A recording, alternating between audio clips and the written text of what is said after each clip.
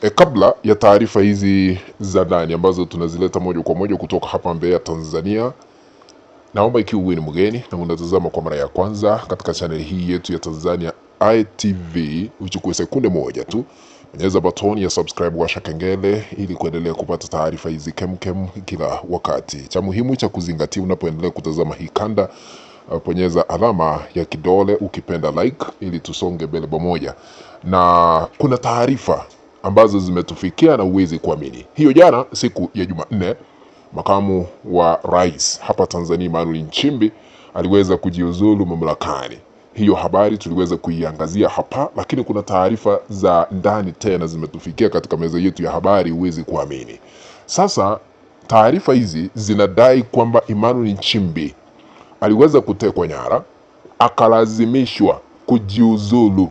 Kwa sababu ikumbuke ya kwamba wiki jana kuna gazeti moja Mwanahalisi hapa Tanzania liliweza kuchapisha habari na kusema ya kwamba Nchimbi adinda ama akataa kujiuzulu, jambo ambalo liliweza kusababisha serikali ya Samia Suluhu Hassan kufunga gazeti hilo kuendelea kuchapisha habari hapa Tanzania, kwani kulikuwa na ukweli. Emmanuel Nchimbi alikuwa analazimishwa na Samia Suluhu Hassan aweze kujiuzulu, lakini akadinda, yani akakataa. Sasa aliweza kutekwa nyara chini ya ulinzi mkali wa kijeshi, akaambiwa ya kwamba hii barua tumeiandika, iweke katika mitandao ya kijamii, fungua akaunti yako ya Instagram ili tuweze kuweka taarifa hizi kwamba umeweza kujiuzulu, kumaanisha ya kwamba lile barua liliweza kuandikwa na Samia Suluhu Hassan na watu wake. Kisha baadaye Emmanuel Nchimbi akawekwa chini ya ulinzi mkali, kaambiwa akaunti zake kufungua tuweke barua hii, ikawekwa, ikaenda kwa mitandao, ikasemekana ya kwamba sasa amejiuzulu. Kwa hivyo ukweli halisi wa mambo, Nchimbi aliweza kulazimishwa kujiuzulu kwa sababu katika katiba yetu ya Tanzania walikuwa wanauliza maswali, itawezekanaje ili tukaweza kumfukuza huyu ambaye anaonekana kuwa msaliti, ambaye anadai haki ya katiba hapa Tanzania, kwa sababu yeye haungi mkono serikali katili, haungi mkono yale ambayo yanaendeshwa na Samia Suluhu Hassan. Sasa wakamlazimisha kujiuzulu kutoka mamlakani, lakini na barua hii ile iliweza kuandikwa na serikali ya hapa Tanzania. Hizo ni taarifa zile ambazo tumezihakiki hapa katika eneo hili la Mbeya hapa Tanzania. Sasa kwa nini Emmanuel Nchimbi aliweza kulazimishwa kujiuzulu? Yeye mwenyewe hakuwa anataka. Kwa nini? Jambo la kwanza, alikuwa anamezea mate kiti cha Samia Suluhu Hassan kuwa kiongozi hasa kupitia uchaguzi ujao wa mwaka 2030. Kulikuwa na fununu hapa na pale na maelezo ya kina kwamba Emmanuel Nchimbi anataka kuwania kiti cha urais, jambo ambalo liliweza kumkera Samia Suluhu Hassan. Akasema ya kwamba siwezi kuwa na kiongozi ambaye ananisaidia kazi na yeye analenga kuwa kiongozi ili kuniondoa mamlakani, kwa sababu hata Samia Suluhu Hassan anataka kuchaguliwa tena katika uchaguzi huo ujao, kwa sababu katika kipindi ambacho aliweza kukamilisha cha kwanza ni kipindi ambacho ni cha aliyekututangulia mbele za haki, Mheshimiwa Pombe Magufuli. Sasa akasema huyu atajaribu kila awezalo kuhakikisha ya kwamba atamuondoa mamlakani. Kumbuka ya kwamba kuna wandani wa kisiasa wa Samia Suluhu Hassan, mmoja wao kutoka Zanzibar alisikika akisema wakati alipokuwa bungeni, akasema kuna msaliti ambaye katika serikali hii, na alikuwa anamlenga huyu Emmanuel Nchimbi. Sasa wamefanikisha shughuli ya kumuondoa mamlakani huyu Emmanuel Nchimbi. Sasa ni kwa sababu yeye anatazamia kuwa rais hapa Tanzania, jambo ambalo liweza kusababisha Samia Suluhu Hassan kumlazimisha Nchimbi kung'atuliwa mamlakani.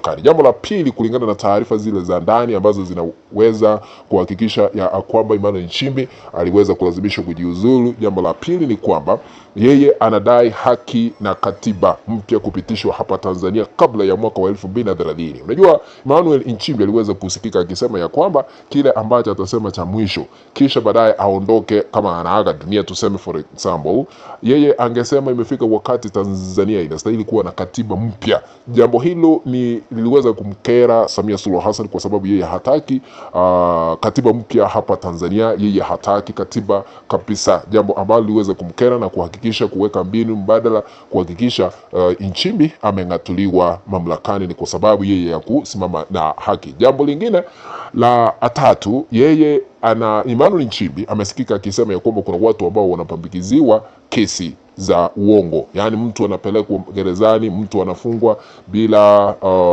makosa, kisha baadaye anakamatwa siku ya Ijumaa, anakaa ndani Jumamosi, Jumapili hadi siku ya Jumatatu, kisha baadaye anafikishwa katika mahakama. Sasa jambo hili lilionekana kuwa kinyume na matakwa na matarajio na vile uongozi uliopo mamlakani wa kiimla unaendesha shughuli zake serikalini. Sasa haya yote ndio yaliweza kusababisha Emmanuel Nchimbi kung'atuliwa mamlakani. Ikumbukwe ya kwamba kilichosemekana ni uchaguzi mwaka jana 2025 hapo Oktoba 25, yes.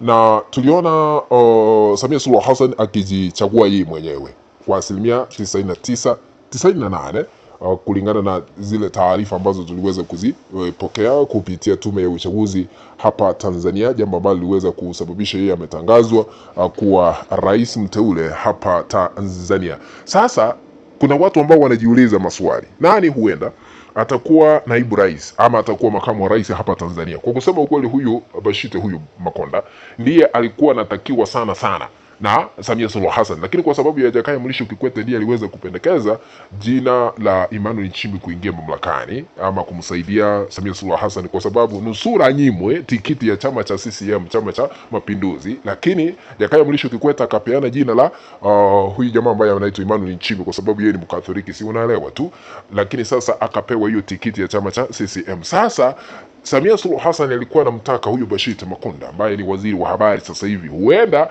atapandishwa ngazi awe makamu wa rais hapa Tanzania, na ameonekana akiwa mstari wa mbele kumtetea Samia Suluhu Hassan kwa muda mrefu, na huenda jina lake litapendekezwa chini ya siku 14 na jina lake litafikishwa katika bunge lijadiliwe na kupitishwa na akaweze kuapishwa na kuingia afisini kama makamu wa rais hapa Tanzania.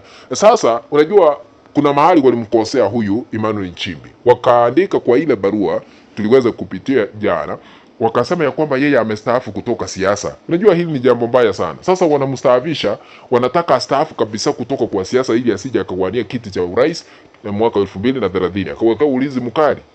Unajua haya maneno si mazuri, kwa sababu sasa yeye ametangaza, sasa eti yeye ametangaza, lakini ni kulazimishwa eti sema umejiuzulu, sema ya kwamba wewe umestaafu kutoka kwa siasa za hapa Tanzania.